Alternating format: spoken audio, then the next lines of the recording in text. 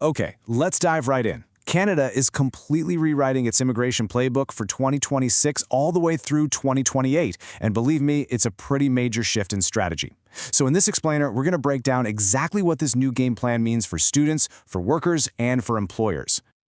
So, the big question on everyone's mind is, with all these new changes, who is Canada actually rolling out the welcome mat for? Well, the answer reveals a really fundamental change in how the country thinks about population growth and the economy. It's a clear move away from just rapid expansion and towards something much more deliberate.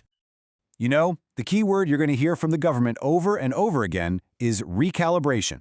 Now, this isn't about shutting the doors completely, but it's definitely about changing who gets which key. Think of it as a strategic pivot, one that's designed to bring back a sense of control and consistency to the entire system. Understanding this one word is absolutely crucial to grasping everything else we're about to cover. So what does this recalibration actually look like in practice? Well, it all starts with two key numbers that really get to the heart of this new strategy. Let's take a look. First up, let's talk permanent residents. These are the people invited to come and build their lives in Canada for the long haul. Well, the government is essentially hitting the brakes on growth here. The target is being held steady at 380,000 people per year. The keyword to remember here is stability. Okay, now here's the other side of that coin. And this is a huge one. For new temporary residents, we're talking students, many foreign workers, the target is being slashed down to 385,000 in 2026.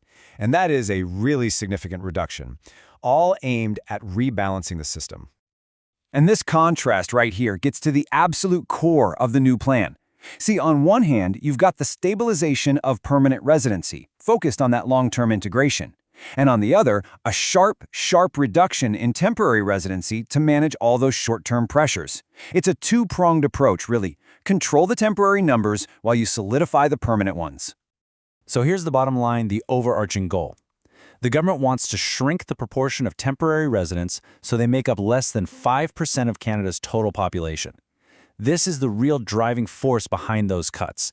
It's a move designed to ease the pressure on things like housing, healthcare, and other services, while the country basically takes a breath and absorbs all the rapid growth we've seen recently.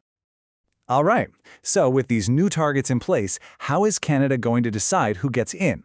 Well, the government is making its priorities very clear by boosting specific immigration streams that line up with its new goals. Let's see how this creates a whole new set of pathways. Now, just take a second to look at the sheer scale of this number. A target of 91,500 spots for the provincial nominee program is, get this, the largest in Canadian history. This isn't just some small adjustment. It signals a massive decentralization of immigration power, basically handing more control directly to the provinces themselves. And you know, from a strategic point of view, it makes perfect sense. The PNP lets provinces handpick immigrants who meet their specific, on-the-ground labor needs. It helps spread newcomers out beyond just the big cities, and, crucially, it provides a really clear, direct path to permanent residency for workers who have skills that are in super high demand locally. Another really clear priority is boosting French-speaking communities outside of Quebec.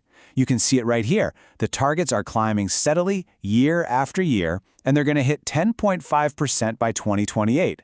This is a very deliberate effort to strengthen Canada's bilingual fabric across the entire country.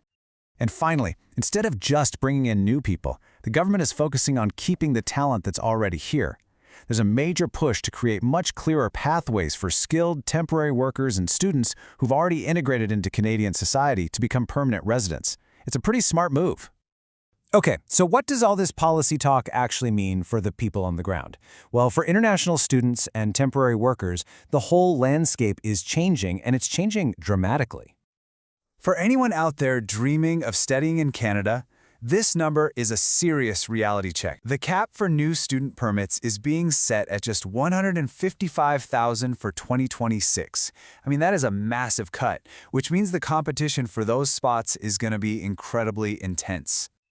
So, how do you succeed in this much tougher environment? It's all about strategy. You've got to target programs in regions with high employment. Think places like the Atlantic or Prairie provinces. Your application, especially your statement of purpose and your proof of funds, it needs to be flawless. And maybe most importantly, you have to start thinking about your path to permanent residency from day one. Now, for all the temporary workers who are already in Canada, this is a golden opportunity. Your checklist should be all about making that transition. Get your paperwork in order, your pay stubs, tax forms, contracts. Work with your employer to get their support for your PR application. Boost those language scores, and definitely look very, very closely at those expanded provincial nominee programs. Of course, these changes don't just affect individuals, right? Canadian businesses that rely on foreign talent are also facing a brand new reality. For employers, this new reality really has two very distinct sides.